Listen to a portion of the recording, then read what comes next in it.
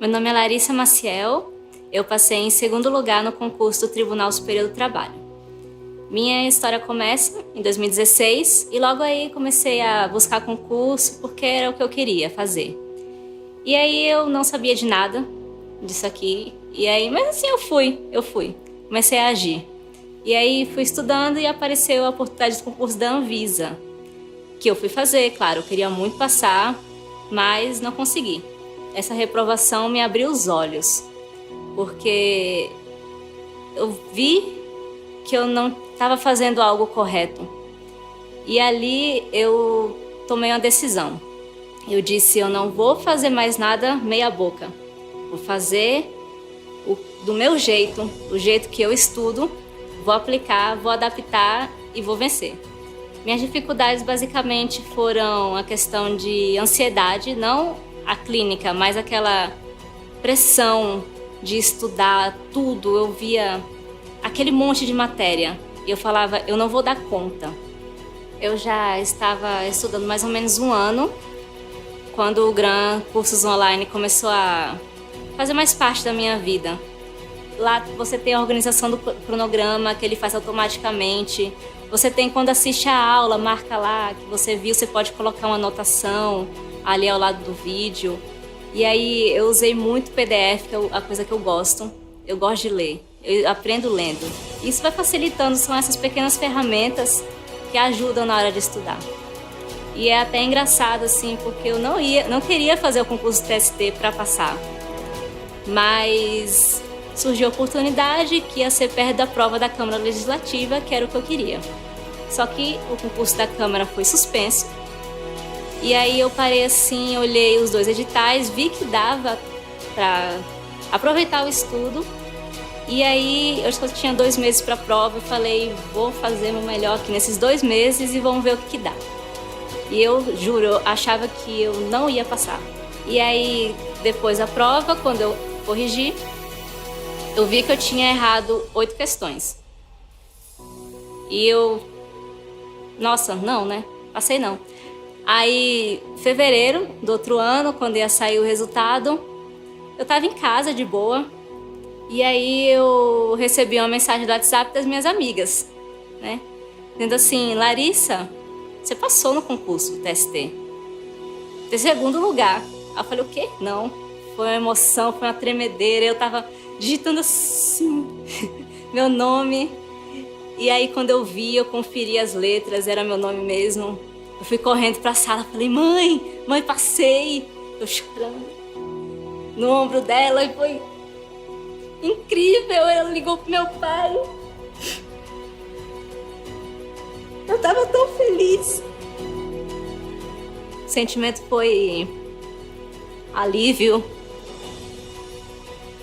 dever cumprido,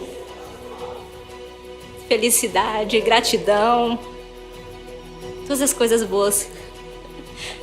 Foi tão especial, foi tão bom. Foi massa. Essa jornada, o GRAN, foi muito importante para mim.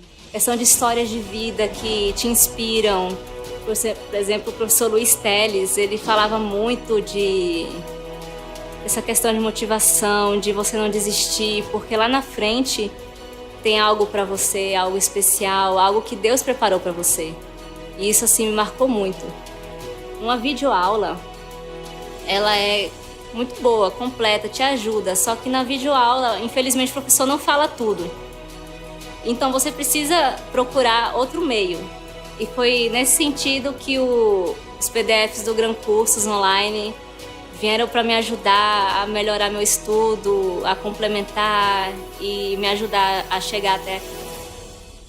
O GRAN Cursos Online me ajudou a realizar um sonho, me ajudou a vencer minhas inseguranças e hoje eu estou aqui, muito feliz como técnica judiciária do TST.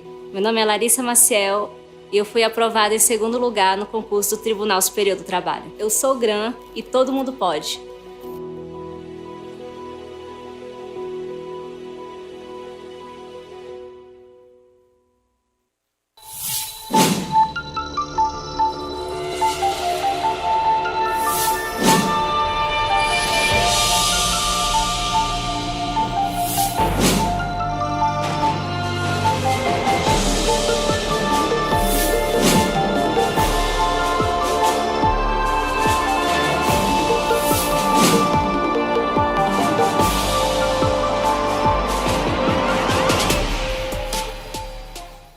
nós vamos revolucionar de novo o estudo para concursos públicos. E por que de novo? Porque já fizemos isso há 4 anos com a nossa assinatura limitada. E agora vamos repetir a dose com algo maior e algo melhor. No dia 15/4, às 12h04, anunciarei o que é. Inscreva-se, convide os amigos, convide a família, porque você não pode perder.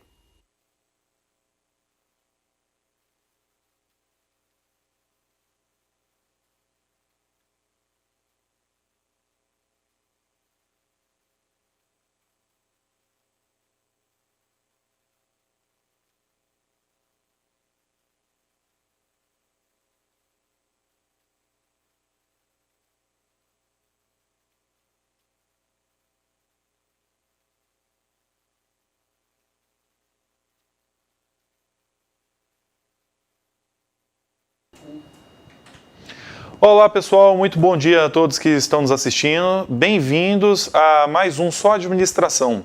Para quem não me conhece, eu sou o professor Rafael Barbosa, de Administração Geral e Pública, e todas as quintas-feiras, das 10 às 11 da manhã, temos um programa aqui no canal do YouTube do Gran Cursos para falar dos principais temas de Administração Geral e Pública que caem nas provas dos concursos públicos aí por todo o país. E hoje, o tema separado aqui pela equipe do Gran Cursos Online foi um tema muito frequente nas provas, que envolve um tópico maior. Desse tópico maior, nós tiramos um pedacinho dele ali. Qual é o tópico, pessoal? Vamos lá. Na tela, vocês podem colocar aí que nós estamos entrando no tópico abordagens.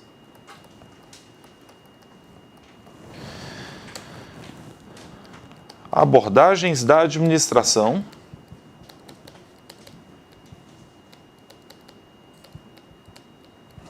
Ou ele pode aparecer na sua prova ou no seu edital com o nome de escolas da administração. Para sintetizar, pessoal, esse tópico é basicamente o livro de TGA de qualquer autor. Então, isso aqui é basicamente a teoria geral da administração de uma ponta na outra. Um livro muito comum, recomendado aí para todos, é o de Teoria Geral da Administração, do Hidalberto Chiavenato, mas tem outras obras tão boas quanto, como a do Lacombe, do Amaru Maximiano, da USP em São Paulo, entre outros autores. Aí eu vou chamar a atenção de vocês para o seguinte: quando eu falo abordagens ou escolas da administração, tem várias, e aqui nós estamos analisando a administração moderna. E a administração moderna começa a desenvolver-se a partir do início do século XX e vem se desenvolvendo até os dias atuais. Então, nós vamos analisar isso de forma cronológica.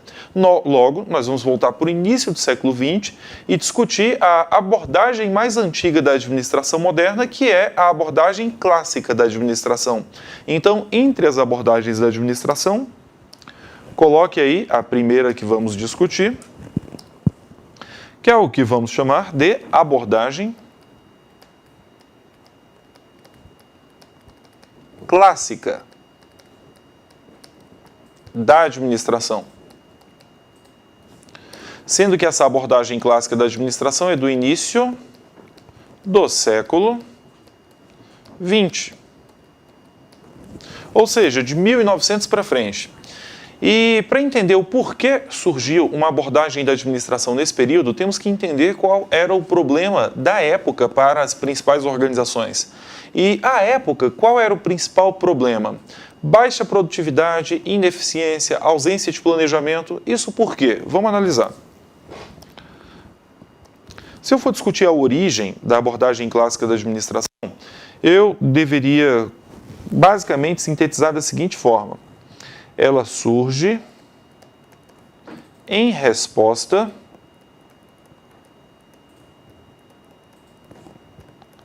às consequências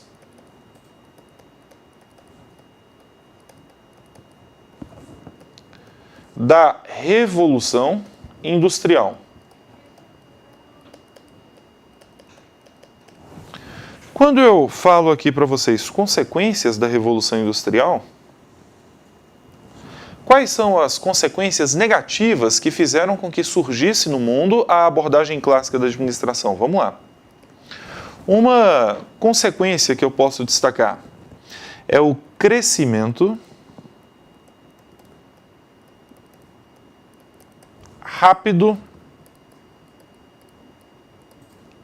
e desordenado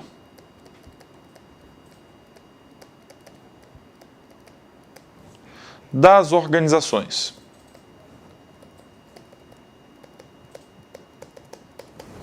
Pessoal, quando eu falo crescimento rápido e desordenado das organizações, significa que elas estão crescendo num ritmo absurdo e, ao crescer de forma rápida, acelerada demais, as organizações terminam se desorganizando. Você cria aquele monstro desorganizado, que não funciona bem. Aí, qual é o impacto disso? Vamos lá. Voltando aí para a tela. O impacto disso é a baixa produtividade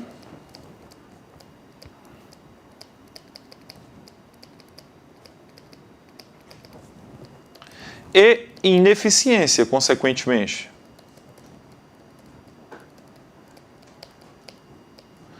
Por que baixa produtividade e ineficiência?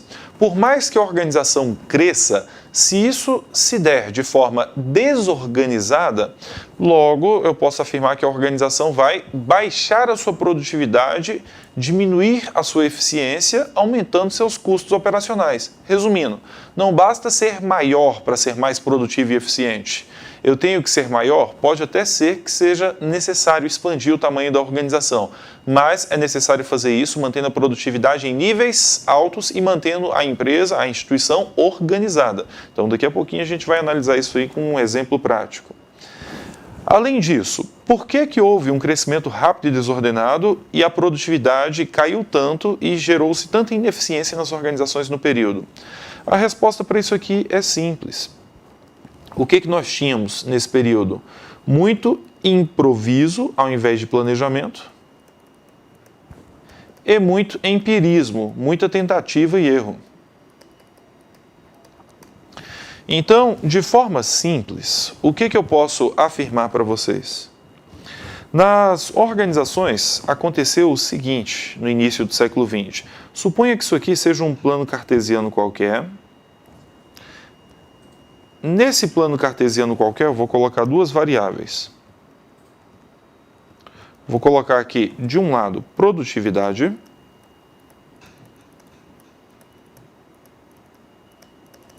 Do outro, eu vou colocar o esforço. Esse esforço pode ser facilmente convertido em custo. Então, vamos criar a seguinte situação hipotética para vocês entenderem bem. Vamos supor que eu tenha a intenção de produzir 10 unidades. E para produzir 10 unidades, eu precise de esforço. Então, se eu quiser dobrar minha produção aqui para 20, ou aumentá-la para 30, 40, se eu seguir uma lógica cartesiana, daqui a pouco eu vou precisar de 2, 3, 4 de esforço.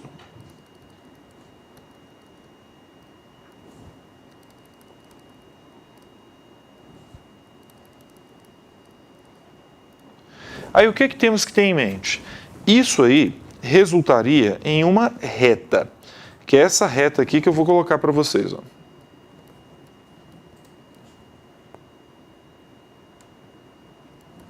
O que essa reta, que eu vou chamar de reta A, indica para mim? Ela indica que quanto maior for a minha produtividade, maior terá que ser o meu esforço. Então, à medida que minha produtividade cresce, o meu esforço cresce. Quando eu me refiro a esforço, eu estou me referindo, por exemplo, a pessoal, estrutura, entre outros. Aí eu quero que vocês parem e pensem. Se eu continuar seguindo essa lógica, eu vou continuar expandindo a minha estrutura, vou continuar expandindo tudo infinitamente. Sempre que eu quiser aumentar a produtividade, eu vou ter que aumentar o meu esforço. E isso não necessariamente é verdade. Por quê? Na prática, acontece essa tragédia aqui, ó. Na prática, se você continua seguindo essa lógica durante muito tempo, acontece isso. O que é essa linha aqui? Eu vou chamar essa linha aqui de B. Essa linha B me mostra o seguinte. Ela me mostra que o meu esforço continuou crescendo, mas a minha produtividade não teve o incremento esperado. Por exemplo, se eu pego este ponto aqui, ó, eu já vou ter 4, 5, 6, vamos colocar aqui estimar, eu já vou ter 7 de esforço, já tenho o esforço aí de 7, e minha produção não está nem nos 40, ó. Minha produção está ali por volta dos 35. Então, o que eu quero que você enxergue? Se acontecer isso aí, a curva B, eu estou tendo um aumento do esforço sem o incremento na produtividade esperado. Pelo contrário, o meu esforço aumentou muito e a minha produtividade caiu. O que é isso aí, pessoal? Essa curva B. Essa curva B é um crescimento rápido e desordenado das organizações que gera baixa produtividade, essa queda de produtividade que você está vendo aí de 40 para 35, por exemplo, e ineficiência, porque eu estou tendo muito esforço para pouca produtividade. Isso se deve ao quê? Quando eu cresço de forma rápida e desordenada, eu cresço de forma improvisada e com excesso de empirismo. Então, o que a abordagem clássica da administração quer, em síntese? Ela quer corrigir esse problema. Para corrigir esse problema, ela vai focar aqui, ó, na curva C. Está bem exagerado aqui, vamos colocar assim. O que seria essa curva C que nós acabamos de inserir? Vamos marcar um ponto na cor verde, nessa curva C, para vocês entenderem. Olha só a curva C. Eu estou diminuindo o meu esforço aqui para mais ou menos 3,5 e minha produtividade já está passando da casa dos 50. Então, o que eu estou querendo aí nessa curva C? Eu quero reduzir o meu esforço e aumentar a produtividade. Ou seja, eu quero fazer mais com menos. Então, se eu quiser sintetizar a abordagem clássica da administração, eu posso afirmar basicamente que ela busca sair da curva A e B em direção, sair da reta A e da curva B em direção à curva C. E aí nós podemos acrescer o seguinte aqui no nosso quadro. Eu posso afirmar que a abordagem clássica objetiva aumentar a produtividade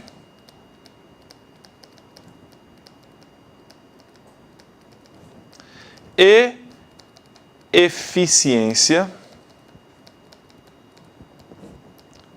das organizações.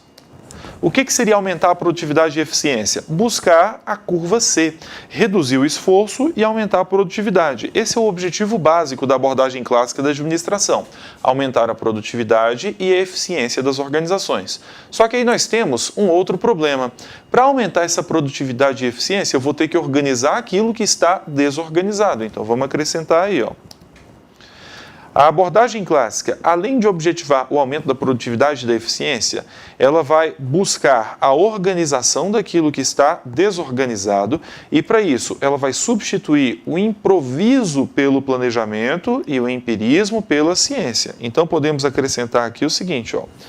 A abordagem clássica da administração objetiva aumentar a produtividade e eficiência da organização, vírgula, bem como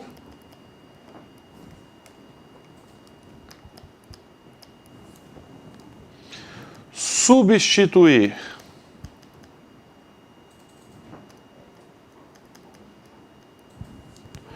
o improviso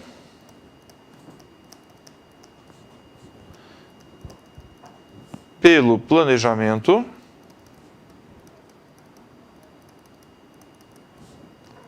e o empirismo pela ciência.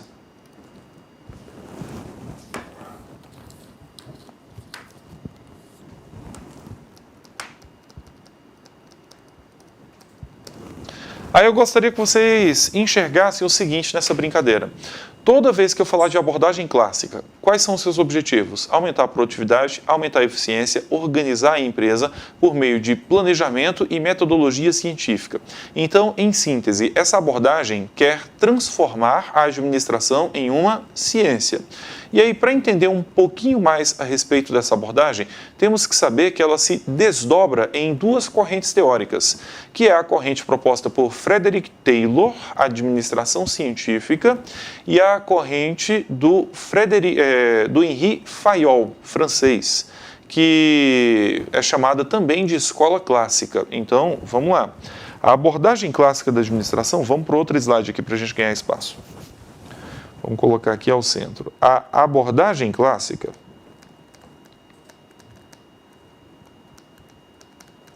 que surge no início do século XX para aumentar a produtividade e eficiência das organizações, desdobra-se em duas escolas principais.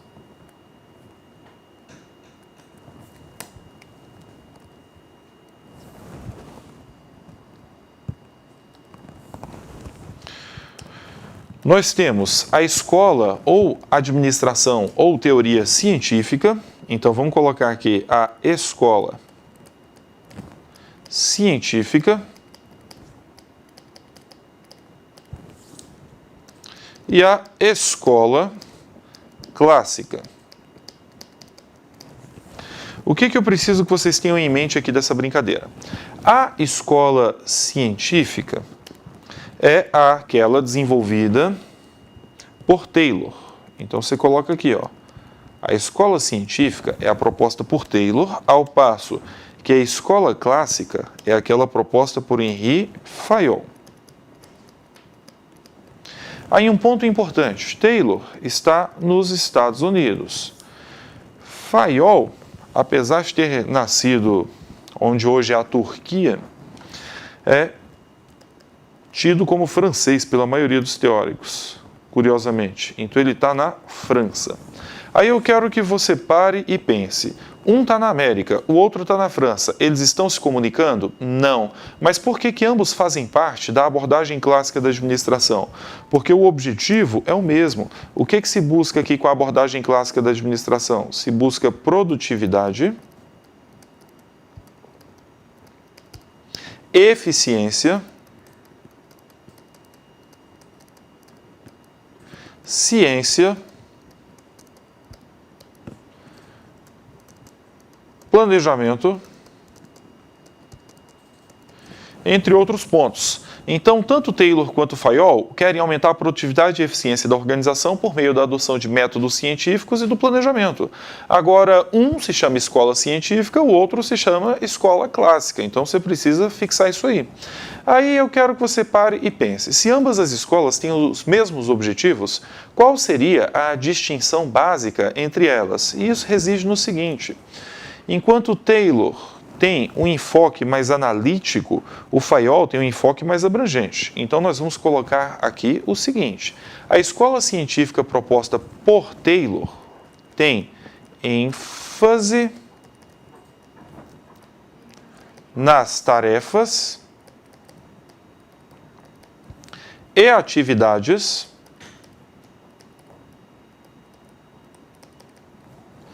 realizadas no nível operacional. Ao passo que o Fayol tem ênfase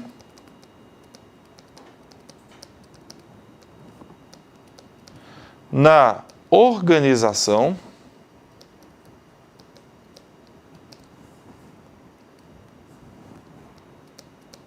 sua estrutura e na adequada disposição dos órgãos.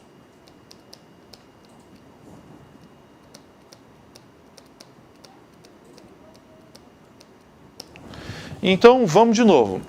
Enquanto a teoria proposta por Taylor tem grande ênfase nas tarefas e atividades executadas no nível operacional mais baixo da organização, a teoria proposta por Fayol tem ênfase na organização e sua estrutura. Aí eu vou colocar um slide em branco aqui só para a gente exemplificar isso de uma forma bastante simples. Pensem na organização como uma grande pirâmide. A organização nada mais é do que uma grande pirâmide.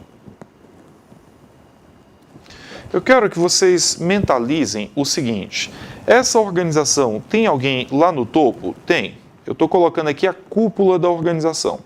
Essa cúpula pode ser desmembrada aqui em outros departamentos? Pode. Vamos desmembrar aqui em outras unidades na organização.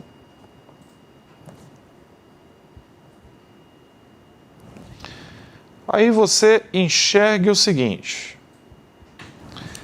Essa organização pode continuar sendo desmembrada aqui para baixo? Pode. Vamos colocar aqui.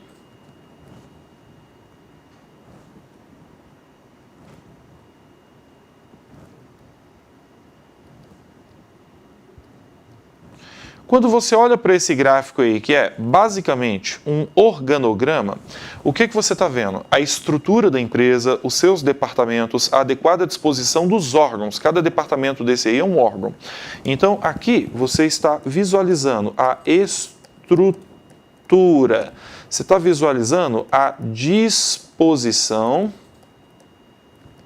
dos órgãos. Ou seja, você está olhando para a organização. Agora, olha só, aqui embaixo, lá embaixo, na base da organização, o que eu tenho? Eu tenho um monte de atividades e tarefas. Essas atividades e tarefas relacionam-se ao modo de fazer o trabalho. Isso aqui é o que nós chamamos de nível operacional da organização. O nível operacional é onde estão os operários. Aí você vai parar e pensar, o que eu estou enfatizando aqui? É a estrutura, a disposição dos órgãos pela organização? Não. Aqui eu estou enfatizando o nível operacional. Aí nós vamos um pouquinho mais longe e vamos acrescer nesse gráfico aqui uma pessoa lá no topo. Essa pessoa que está lá no topo da organização, imagina-se que ela seja o administrador.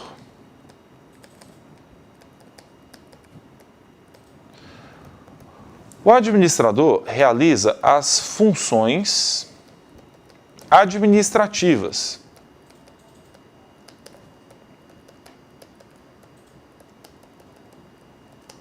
Quais são essas funções administrativas realizadas pelo administrador? Prever, organizar, comandar,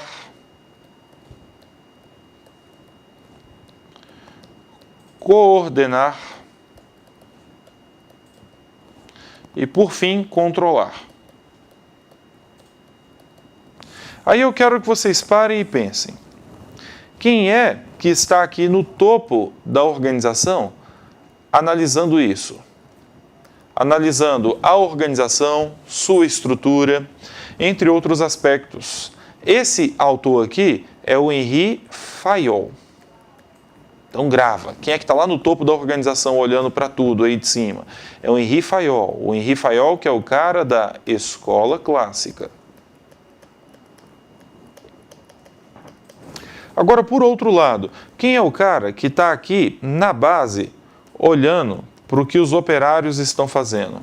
Quem está aqui na base olhando para a execução das tarefas e atividades pelo operário é o Taylor. O Taylor, que é o cara da escola científica. Então, fixa o seguinte, por favor. Quando eu me referi ao Fayol, ele tem uma visão de cima para baixo. Quando eu tenho uma visão de cima para baixo, é o que eu posso chamar de visão sintética. Então, ele tem uma abordagem sintética. O que é abordagem sintética? Vai do todo para as partes. No caso aqui, vai de cima para baixo. Quando eu tenho a escola científica proposta por Taylor, ela é mais analítica. Por que analítica? Porque ela vem de baixo para cima. Ela vê primeiro os menores detalhes que compõem o trabalho, que no caso são as atividades e tarefas. Aí, feitas essas observações, eu quero que você volte aqui para o gráfico anterior e entenda o seguinte. Quando eu lanço aqui, ó, escola científica, que é a escola proposta por Taylor, eu tenho que ter foco no nível operacional. Então, eu posso afirmar que ela tem uma visão analítica de baixo para cima, porque vê os menores elementos da organização. Ao passo que a teoria proposta aqui por Fayol tem uma visão sintética.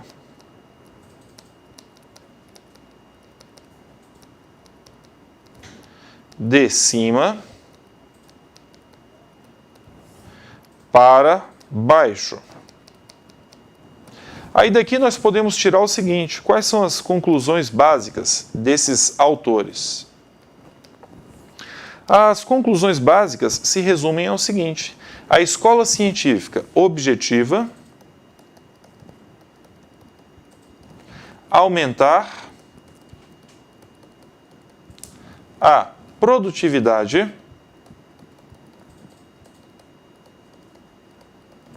e eficiência por meio da organização racional do trabalho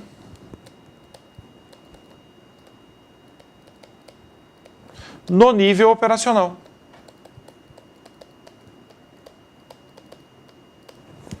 Ao passo que a escola clássica proposta por Fayol, objetiva, aumentar a produtividade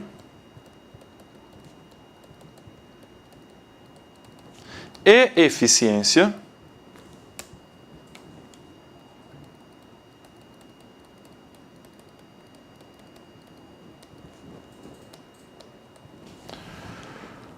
por meio da adequada disposição dos órgãos na estrutura. E aí você perceba o seguinte nessa brincadeira, pessoal. Feitas essas observações, eu quero que vocês tenham em mente o seguinte: a abordagem clássica se desdobra em duas, a científica e a clássica. A científica é aquela proposta por Taylor que tem ênfase no nível operacional e seu objetivo básico é organizar racionalmente o trabalho no nível operacional.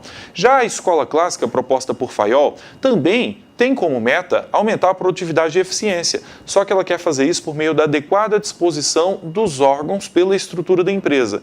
Então percebam que ambas as teorias, tanto a do Taylor quanto a do Fayol, dão ênfase aos meios, porque ambos têm os mesmos objetivos. Então, o que diferencia uma teoria da outra é a visão, um de cima para baixo, o outro de baixo para cima, e o meio, enquanto um quer organizar racionalmente o trabalho no nível operacional, o outro quer organizar a estrutura da empresa. E aí daí nós podemos tirar as duas principais contribuições desses teóricos. A principal contribuição do Taylor é a organização racional do trabalho, enquanto a principal contribuição do Fayol é para a estrutura da organização. E vamos tentar entender um pouquinho a respeito de cada uma dessas teorias. Quando eu falo organização racional do trabalho, isso envolve, de um lado, a análise do trabalho e estudo dos tempos e movimentos.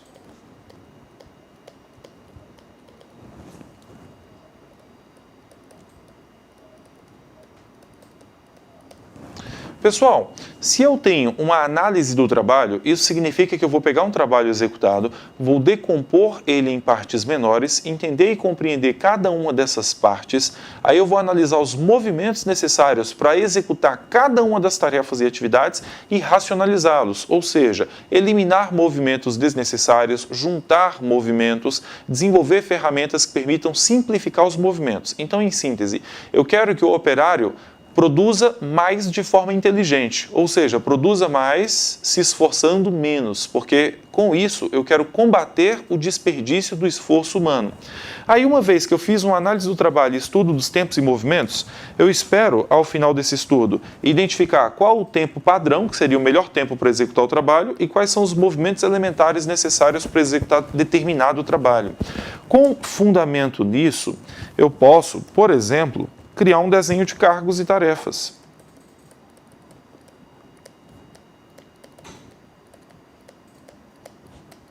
Esse desenho de cargos e tarefas vai basicamente descrever quais são todas as tarefas e atividades do cargo para que eu possa selecionar pessoas adequadas ao cargo, ou seja, seleção científica do pessoal, e também treinar as pessoas de acordo com a atribuição do cargo.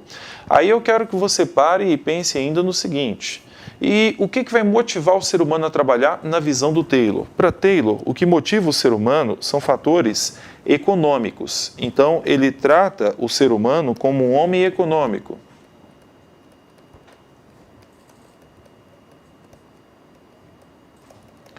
O que é o ser humano visto como um homem econômico? Significa dizer que a motivação do ser humano decorre única e exclusivamente de aspectos materiais. Se a motivação do ser humano decorre apenas de aspectos materiais, ele é movido apenas por dinheiro. Então, para Taylor, importam aspectos psicológicos e sociológicos ou organização informal? Não. O que importa é que o funcionário execute o trabalho de acordo com o método correto, no menor tempo possível, com o menor desperdício de esforço possível, e aí um ponto importante, sendo remunerado para isso. E quanto mais ele produzir, mais ele ganha, porque a motivação decorre apenas de aspectos materiais na visão desse autor. Esses aqui são alguns pontos básicos da organização racional do trabalho. E aí eu chamo a atenção de vocês aqui ainda para o seguinte: com isso, organização racional do trabalho, o Taylor consegue aumentar a produtividade e eficiência? Sim, e paralelamente a isso, ele desenvolve aqui alguns princípios da administração científica. Vou destacar os princípios para vocês. Os princípios se resumem a 4, que é o planejamento, preparo, que envolve o treinamento, qualificação, disposição das ferramentas no ambiente de trabalho. O terceiro, controle, que serve para garantir que o planejamento esteja sendo executado corretamente. E o quarto, execução. Então, eu tenho planejamento, preparo, controle e execução. São os 4 princípios da teoria proposta por Taylor na Escola Científica da Administração. Agora, por outro lado, eu tenho aqui a teoria do Fayol, que fala da adequada disposição dos órgãos na estrutura da organização. A adequada disposição dos órgãos na estrutura da empresa, na visão de Henri Fayol, envolve criar as funções básicas das organizações. Então, vamos colocar aqui uma grande contribuição do Fayol, que são as funções básicas das organizações.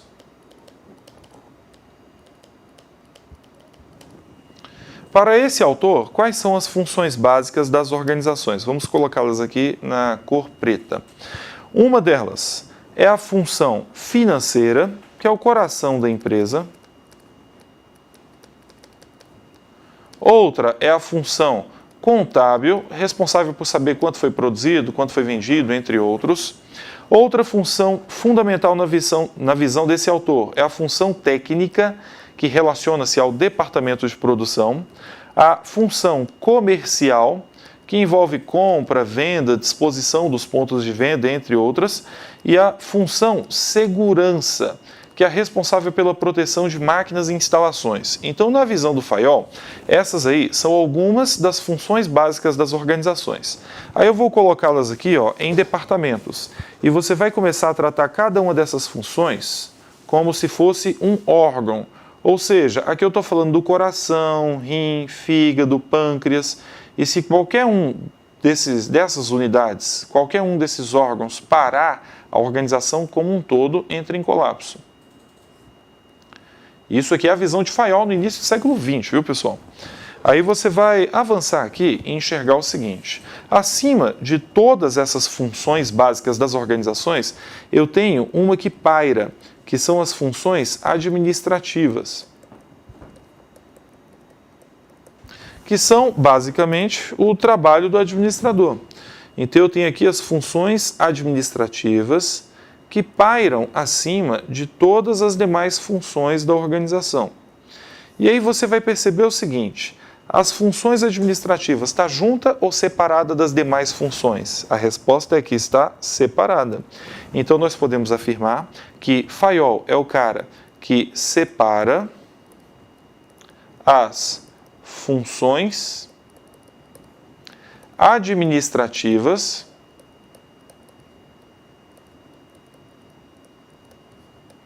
das demais. Na prática, o Fayol está criando o trabalho do administrador.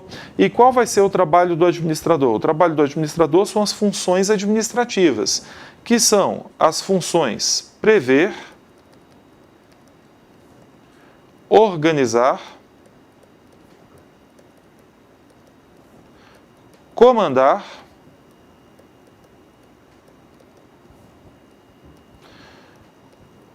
coordenar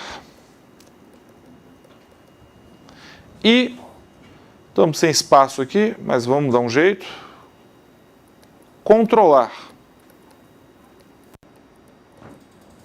Essas funções administrativas, prever, organizar, comandar, coordenar e controlar, não se confundem com os princípios do Taylor. Então, numa prova, você tem que tomar cuidado para não atribuir os princípios do Taylor ao Fayol e não atribuir as funções administrativas ao Taylor. Então, o autor que separa as funções administrativas das demais, Fayol. Deixe isso claro aí na sua cabeça. Outra coisa, quando eu falo funções básicas das organizações, são as funções básicas entre as quais estão inclusas as administrativas. E quando eu falo funções administrativas, são apenas as funções administrativas. Então entenda, cai assim na sua prova. São funções administrativas das organizações. Comercial, contábil, finanças. Errado. Isso não são funções administrativas. Isso são funções básicas das organizações. Ou então cai assim para você. Prever, organizar, comandar são funções básicas das organizações? Errado. Isso aí são funções administrativas e não funções básicas das organizações. Toma cuidado para não fazer esse tipo de confusão. E aí, feita essa breve análise aí a respeito da abordagem clássica, você vai dar uma olhadinha aqui, ó. O Taylor está olhando para o nível operacional. O que ele quer? Organizar racionalmente o trabalho no nível mais baixo. O Fayol está olhando para onde? Para a estrutura, para a adequada disposição dos órgãos e para as funções administrativas. E aí, um último ponto que nós vamos ver antes de encerrarmos hoje, vou colocar aqui apenas a título de observação. É o seguinte, o Fayol tem 14 princípios e esses 14 princípios caem em prova.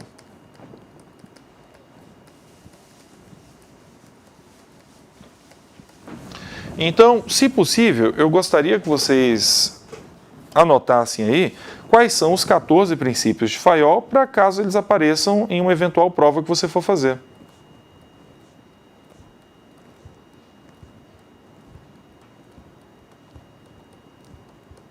E vamos ver se minha memória está boa também para ver se eu lembro de todos, né? Esse negócio de ao vivo pode afetar a memória. Então vamos lá, pessoal. O primeiro princípio proposto por Fayol é o da divisão do trabalho. Aí o que você tem que ter em mente? A consequência direta da divisão do trabalho é a especialização. Então, tanto Taylor quanto Fayol falam em divisão do trabalho, mas cada um com seu enfoque.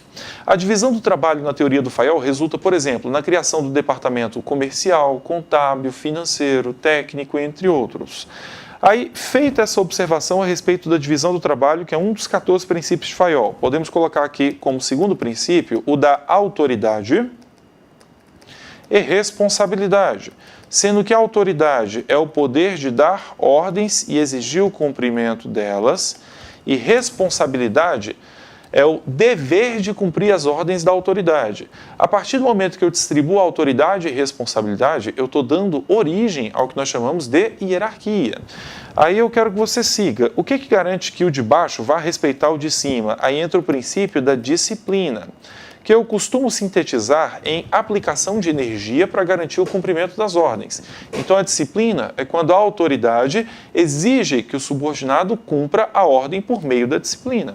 Dando seguimento, um outro princípio da teoria proposta por Fayol é o da unidade de comando.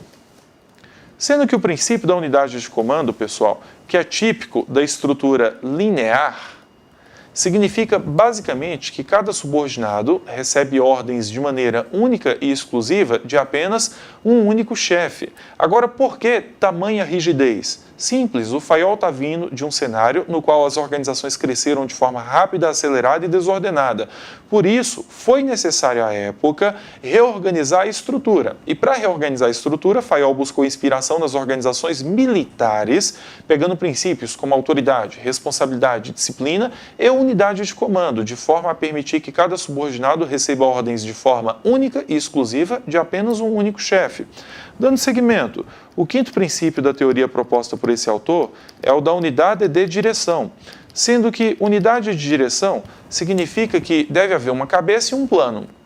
Basicamente isso. Eu não posso ter em uma mesma unidade vários planos apontando para direções distintas. Eu preciso que todas as unidades tenham planos que apontem para uma única direção e que todos os planos da organização apontem para a direção maior, que é o objetivo central da organização.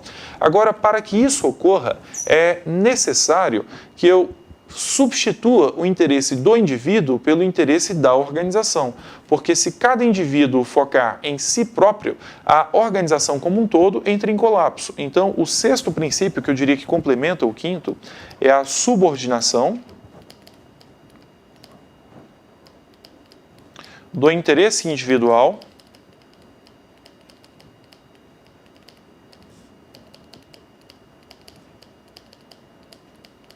ao organizacional.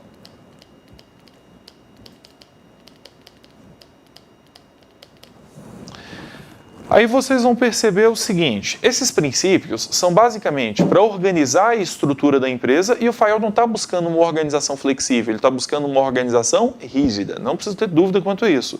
Dando seguimento, um outro princípio que nós podemos destacar aqui na teoria do Fayol é o princípio da ordem, que significa um lugar para cada coisa e cada coisa no seu devido lugar.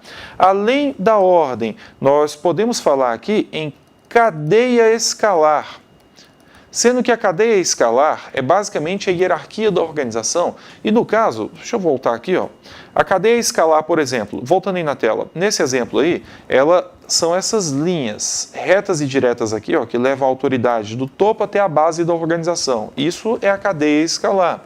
Dando seguimento, outro princípio da teoria proposta por Fayol é o da centralização, segundo o qual o poder decisório deve ficar concentrado nos níveis mais altos e deve haver forte controle sobre os subordinados. Essa é a lógica da centralização. Então perceba, o que o Fayol está fazendo com esses princípios? Está deixando a organização mais rígida e controlando-a para organizar aquilo que está desorganizado.